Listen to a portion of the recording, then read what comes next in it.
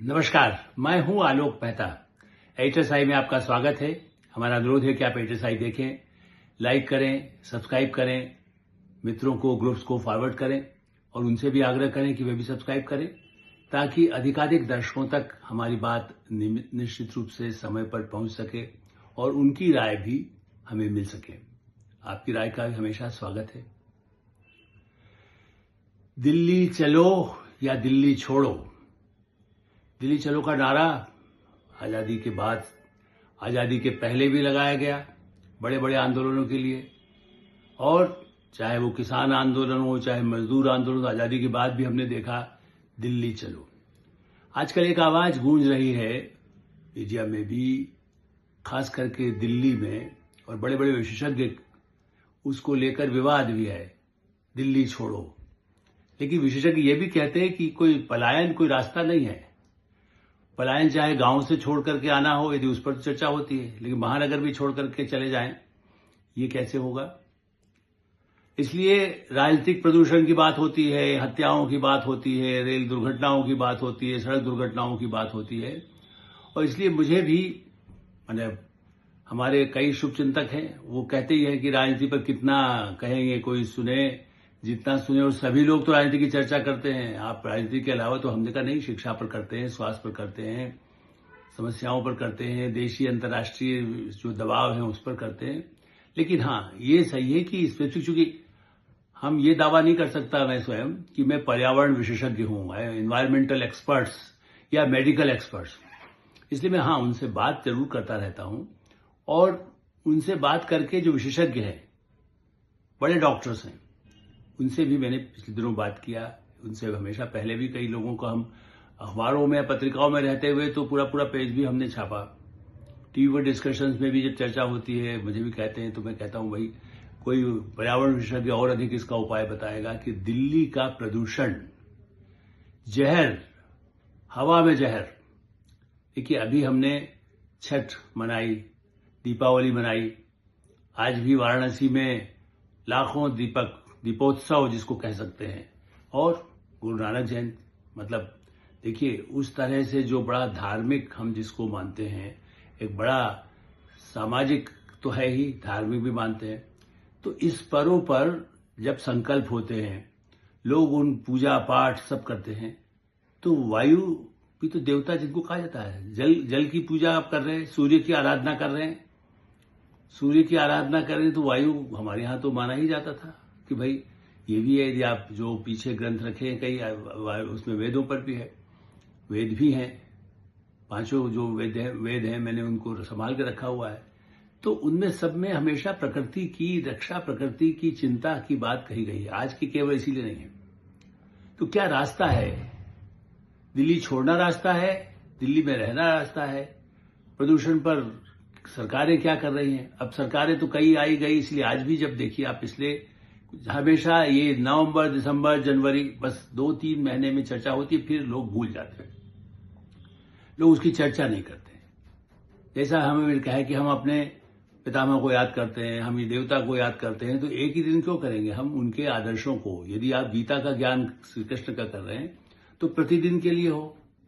फिर ये जो समस्या है, इसलिए मैं विस्तार से नहीं जा रहा हूं। मेरा ये कहना है कि इसके लिए वर्ष भर अभियान की आवश्यकता होती है, एक दिन का नहीं। जो विशेषज्ञों ने मुझे कहा, भारत में करीब दुनिया का 1/3 हिस्सा, 30 लाख लोग जो है इस प्रदूषण से जिनकी मृत्यु होती है। अब इसको आधिकारिक नहीं मानिए, लेकिन यूनाइटेड नेशंस की जो रिपोर्ट है उसके आधार पर विशेषज्ञों ने मुझे इस तरह की जानकारी दी।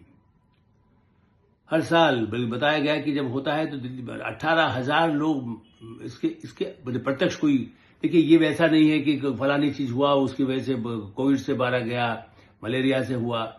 इससे जो शरीर के विभिन्न अंगों पर जो प्रभाव होता है, सांस, उसके बिना है क्या? जल और हवा, वायु, आप देखिए वही तो है। शरीर में भी तो जल, जिसकी तो क्यों जल की इतना आराधना की जाती है। धूप मिलेगा तो आपको विटामिन डी मिल रहा है, क्या हो रहा है? सूर्य नहीं होगा तो क्या होगा? भारत के लोग आते हैं यहां पर सूर्य की रोशनी लेने, लेकिन प्रदूषण लेकर के चले जाते हैं क्या? तो उसका असर केवल सांस पर हो, क्या कहा जाता है? तो मैंने, जैसे डॉक्टर जीसी खिलरानी है, बहुत बड़े विशेषज्ञ है, नाम ही मतलब हुआ, एम्स से रिटायर हुए कई वर्ष हो चुके, श्वास रोग के और इस तरह के एक्सपर्ट हैं। एक और है संजीव काई, अब उनसे बात हुआ तो वो भी ये कहते हैं, उनको पद्मश्री मिला हुआ है। वैसे और भी कई विशेषज्ञ हैं डॉक्टरों के, मैं 2-3 नाम इसलिए बता रहा हूं जो श्वास रोग के विशेषज्ञ हों, और उनका ये कहना है कि भाई ये चिंता लगातार की आवश्यकता है, केवल एक नहीं पूरे देश के लिए आवश्यकता है। जब पेड़ लगाने का अभियान करते हो, दिल्ली में जो हो रहा है वो लगातार जिसके खतरे बढ़ रहे हैं, और इसमें उसी समय क्यों जागते हैं। अब पराली, पंजाब में पहले कौन सरकार थी, मैं इसलिए आज बिल्कुल राजनीतिक चर्चा नहीं करूंगा। लोग यही कहते हैं कि आप राजनीतिक चर्चा करते हैं, फिर कहीं राहुल गांधी आ जाएंगे, कभी प्रधानमंत्री नरेंद्र मोदी आ जाएंगे, कभी कोई समाजवादी आ जाएगा, कभी कोई आम आदमी पार्टी केजरीवाल आ जाएंगे। हम उनकी चर्चा नहीं करें। कौन जिम्मेदार है? नहीं, केंद्र सरकार चर्चा करती है पर्यावरण पर। बड़े बड़े दुनिया में भारत की तरफ लोग देख रहे हैं। फिर से मैं कहूंगा, प्रधानमंत्री नरेंद्र मोदी इंटरनेशनल कॉन्फ्रेंस में जब जाते हैं इस तरह की, जिसमें दुनिया का पर्यावरण कौन बचा सकता है, तो बल्कि भारत इसी लड़ता है कि अमेरिका जो कुछ कर रहा है उसका ज्यादा नुकसान पूरे विश्व के पर्यावरण पर हो रहा है। अब तो उन्होंने कह दिया न्यूक्लियर भी, तो इसलिए राजनीति की चर्चा हो सकती है, लेकिन ये कि न्यूक्लियर परीक्षण करेंगे आप, हथियारों का करेंगे, गोला बारूद करेंगे, खाली दिवाली के पटाखों की बात नहीं है। क्या सवाल यह है कि बारूद जो जितना भरा पड़ा है उसको जलाया जाता है। तो पराली के लिए पंजाब हरियाणा यदि पड़ोस में है, उत्तर प्रदेश पड़ोस में है, तो सबसे ज्यादा पराली हरियाणा पंजाब की कही जाती है। उनको दूसरी फसल के लिए करना है। कई बार ये कहा गया मशीनें देने की भी सुविधाओं की सरकार ने, केंद्र ने भी अनाउंस किया, राज्य सरकारें भी कहती है हमने दिया है, लेकिन पूरा पर्याप्त नहीं होगा, किसान उसको खरीदते नहीं है। उनको लगता है शॉर्टकट सबसे अच्छा है। भारत में तो शॉर्टकट इसीलिए तो दुर्घटनाएं, सड़क दुर्घटनाएं होती है, जो शॉर्टकट। तो उसके लिए जुर्माना, सुप्रीम कोर्ट कितनी बार वार्निंग, मैंने ही प्रोग्राम किया, कोई बात नहीं। सुप्रीम कोर्ट की वार्निंग, सरकारों की वार्निंग, विशेषज्ञों की वार्निंग, यूनाइटेड नेशंस की वार्निंग, तो खाली हमारे आप, लेकिन हाँ फिर भी मैं इसलिए चर्चा कर रहा हूं कि उसको एक ओवरऑल पिक्चर में देना चाहता हूं, राजनीति से हट करके। सभी पार्टियों की क्या ये जिम्मेदारी नहीं है? चुनाव का अभियान है तो इसमें कहीं आपको कहीं दिखाई दिया, किसी हरियाणा का चुनाव था, कभी पर्यावरण को लेकर के कोई बड़ा मुद्दा उसमें बढ़ा कि इसके लिए लोग, कई एक्टिविस्ट, हर पार्टी के एक्टिविस्ट है, मैं ये नहीं कह रहा हूं, इसलिए मैं फिर नाम नहीं लूंगा, जो बड़े बड़े नदी बचाओ, देश बचाओ, पर्यावरण बचाओ, लेकिन कभी चुनाव में उस मुद्दे को लेकर के कोई ऐसा आंदोलन, कोई ऐसा खड़ा किया गया भाई इसको वोट इस आधार पर दिया जाएगा, प्रदूषण को रोकेंगे, कितना रोकेंगे, कितना कब तक रोकेगा। वो अवेयरनेस नहीं होने से होता क्या है कि जो आती है सरकार, वो ठीक है, अभी सरकार जो है वर्तमान दिल्ली की, वो कहेगी पहले के वर्षों में, 15 वर्ष में पहले कांग्रेस सरकार, 10 वर्ष आम आदमी पार्टी सरकार, उससे हमने पहले से कम हो गया। अब ये एक आंकड़ों का खेल है, और कम है ज्यादा नहीं, उसका लगातार जो असर होता है, ये तो स्लो पॉइजनिंग है। देखिए ये ऐसा नहीं होता कि आज आपने किया, सांप ने काटा और मर गया। ये जहर किडनी में जाएगा, ये जहर सांस की नली में जब जाएगा, हार्ट के ऊपर करेगा, इससे ब्लड प्रेशर होगा, किसी के आंखों में जलन होगी तो आंखें खराब होंगी, और शरीर के किसी भी अंग में, उसमें तो ये बताते डॉक्टर कि आपकी हड्डियों पर असर हो सकता है। अब कई तरह से धीरे धीरे जो जहर होता है, और जो खास करके ओल्ड है, जो थोड़े से बुजुर्ग लोग हैं, जो कम वो है, महिलाएं हैं, और कई उस तरह के जिन लोगों की समस्याएं हैं, उनके लिए कैसे हो, तो यही कहा जाता है कि क्या तो भाई जिनके पास बड़े बड़े, जैसे हम नेता हो, चाहे उद्योगपति हो, व्यापारी हो, जिनके एक घर यहाँ है, एक कहीं उत्तराखंड में है, या कहीं पर हिमाचल प्रदेश में है, कहीं और जाकर के बेंगलोर में है, कि कहीं किसी का केरल में है, सब अपने अपने गोवा में है खास करके, तो बड़े बड़े ऐसी जगह पर आप घर जिनके पास हैं वो वहां जा सकते हैं। लेकिन डॉक्टर किरलानी यही कहते हैं भाई ये कोई सॉल्यूशन थोड़ी है कि आप लोग चले जाए, कितने लोग जाएंगे शहर। आप एक तरफ आप कहते हैं कि शहर बहुत आधुनिक हो रहे हैं, दुनिया से हम मुकाबला कर रहे हैं, दुनिया की चौथी इकोनॉमी हो रही है, और इसलिए मैं फिर एक बार पहले मैंने कहीं जिक्र किया है, लेकिन आज फिर करूंगा। चीन में आज से 10-15 वर्ष पहले मेरा जाना हुआ, और उस समय शी जिनपिंग ही आए थे, उस समय सत्ता में आए कुछ समय हुआ था, और चूंकि मुझे एग्जैक्ट ईयर इस समय नहीं याद है जब आपसे बात कर रहा हूं, तो अगले दूसरे या तीसरे मुझे मालूम हुआ, मैं होटल में ही था, पता चला कि शी जिनपिंग खुद, वो मैं नहीं, वो सबसे दुनिया के पावरफुल राष्ट्रपतियों में माने जाते हैं।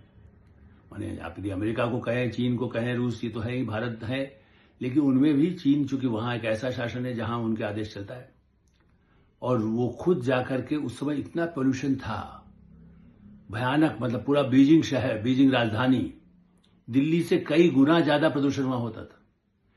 एक उन्होंने आदेश निकाला और कह सकते हैं सैकड़ों फैक्ट्रियां रातों रात बंद कर दी गई। और खुद उन्होंने जाकर के एरिया को उन्होंने किया। फिर उसके बाद कुछ साल उनको लगा, लेकिन आज बीजिंग में वो स्थिति नहीं है। इन दिनों मेरा जाना नहीं हुआ, लेकिन और लोगों से हमारी बात हुई जो होकर के भी आए। उनका कहना है कि वहां ही है, जापान में नहीं है। चलो जापान तो फिर भी ज्यादा आबादी वाले, चीन से ही हम अपनी तुलना कर सकते हैं, यूरोप में नहीं। लेकिन हमारे यहाँ गाड़ियों का प्रदूषण, और यही है दिल्ली में कहा जाता है साहब इस समय हमने ग्रेड 2 ग्रेड 4 ये सब लगाया गया है, तो उसके बाद बाहर से नहीं आने देंगे। बाहर 4 दिन नहीं आएंगे, फिर ग्रेड 3 हो गया फिर आ जाएंगे, फिर ग्रेड 2 आ गया तो कम हो जाए, फिर ज्यादा आ जाएंगे। ये जो जिसको कह सकते हैं कि खेल है, ये तो ड्रामा यदि आप कहेंगे। भाई आप स्थायी रूप से इसे जो जिन पर है आप आसपास उन जगह भी प्रदूषण वाली गाड़ियां क्यों हो, या उनके प्रदेश पहले भी क्यों हो।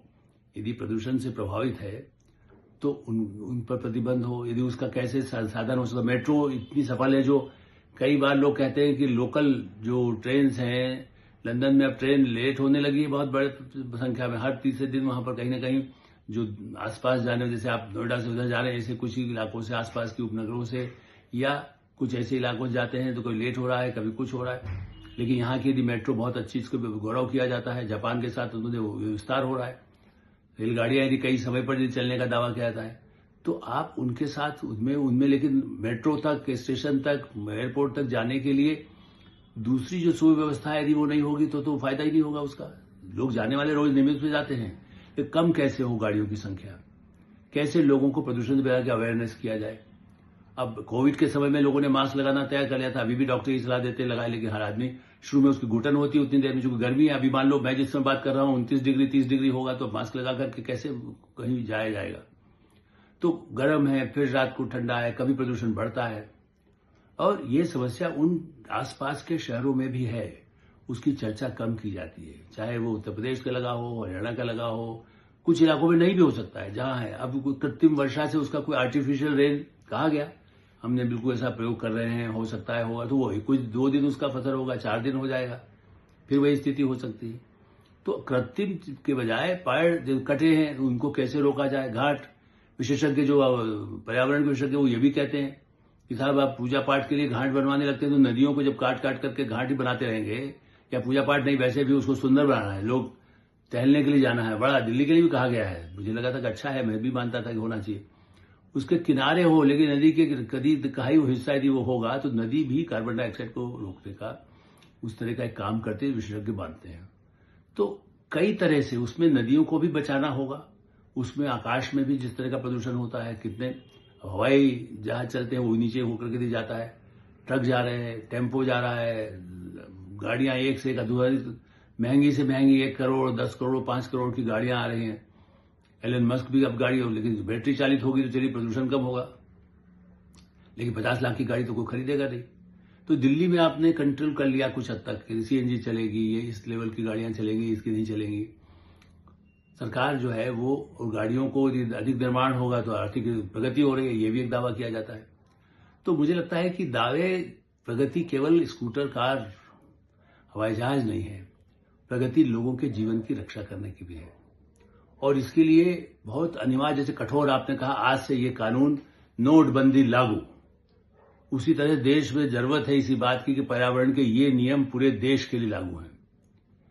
दिल्ली, मुंबई, कलकत्ता के लिए क्यों, देश के हर हिस्से में क्यों नहीं होगा। आप देखिए इंदौर जाइए, कानपुर जाइए, लखनऊ जाइए, कई ऐसे शहर हैं, कलकत्ता जाइए, जहां अंदर जो गाड़ियां चलती हैं उनमें प्रदूषण, जो टेम्पो जिसको कह सकते हैं कि इस तरह के वाहन जिसमें पब्लिक को लिए तो जरूरत है, ये भी सही है, उनके विकल्प वहां पर नहीं है, तो उसका धुआं उठता है और उससे वो शहर भी कुछ समय के लिए प्रदूषित, उस समय ज्यादा होते हैं, कभी कम होते हैं। तो राजधानी दिल्ली के नाते हाहाकार होता है। विशेषज्ञ बैठे हर बार चेतावनी देते हैं, फिर हो जाता है। पर इतना अच्छा पर्यावरण भवन सरकार ने पिछले, बल्कि इससे पहले का ही बना हुआ है, लेकिन यदि वो मंत्रालय बहुत अच्छा सुंदर हो सकता है, भव्य, हर जगह बोर्ड लग सकते हैं, अरबों रुपया प्रचार में खर्च हो सकता है हर पार्टी को। मैं और ऐसा तो नहीं कि कई पार्टियां सभी जगह, कहीं पर वामपंथी पार्टियां नहीं है, कभी आम आदमी पार्टी है, कभी कांग्रेस पार्टी है, भारतीय जनता पार्टी पर 15 स्टेट में ज्यादा है तो दूसरे स्टेट में कितना है, तो उनके साथ गठबंधन है। कहीं गठबंधन नहीं है तो जो नॉर्थ ईस्ट है, तो आप पूरे देश के लिए पर्यावरण के नियम और प्रदूषण को रोकने के क्यों नहीं नियम लागू हो सकते हैं? उसमें भी राजनीति होगी कि नहीं, इसमें से ऐसा क्यों कर रहे हैं, क्योंकि उसमें लॉबी काम करती है, जो उद्योग है। दिल्ली की सबसे बड़ी समस्या, मैं 55 साल से दिल्ली में हूं, 71 से। दिल्ली के शहर बीच में पहले कम था, धीरे धीरे बढ़ता गया। कुछ ऐसे इलाके में नाम लेने की जरूरत नहीं है, चाहे ईस्ट हो चाहे वेस्ट हो, वहां बीच शहर के अंदर वैसी फैक्ट्रियां चल रही हैं जिनको कोई रोक नहीं है। वहां खाली चंदा वसूल जैसा कह सकते हैं आप, जो चुनाव लड़ते हैं उनसे भी चंदा होता है, और जो इंस्पेक्टर वगैरह जाते हैं कि यहाँ कितना उससे धुआं निकल रहा है, उससे कितना गंदा पानी निकल रहा है, उसमें भी भ्रष्टाचार भी है। नहीं करो 100%, हो सकता है कुछ जगह कम हो गया हो, कई जगह कहीं है, या भ्रष्टाचार नहीं है तो अब भी प्रदूषण।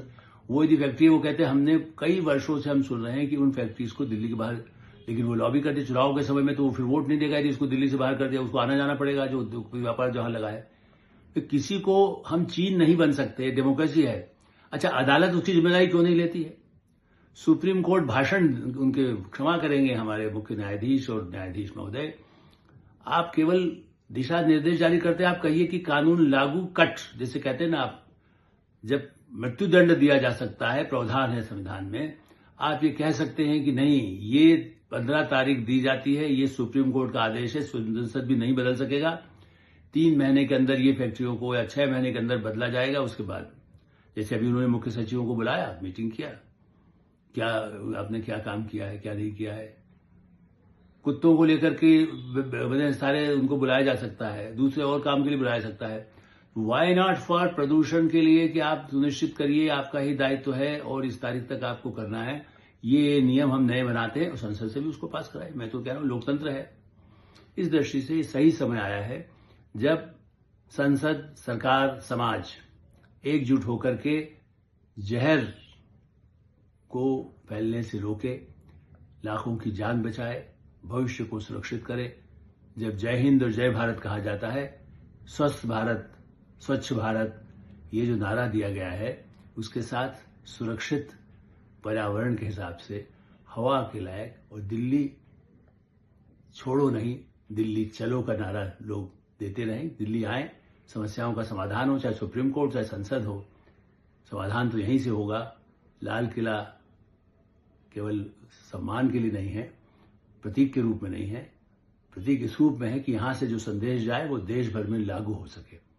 उम्मीद करते हैं कि इस तरह की बातों का कोई असर समाज, सरकार और संसद, सुप्रीम कोर्ट पर होता रहे। एटोसाई में ही विराम देते हैं। आप एटोसाई देखते रहें, लाइक करें, सब्सक्राइब करें, मित्रों को, ग्रुप्स को फॉरवर्ड करें, और आपकी कोई राय हो तो अवश्य अवगत करें।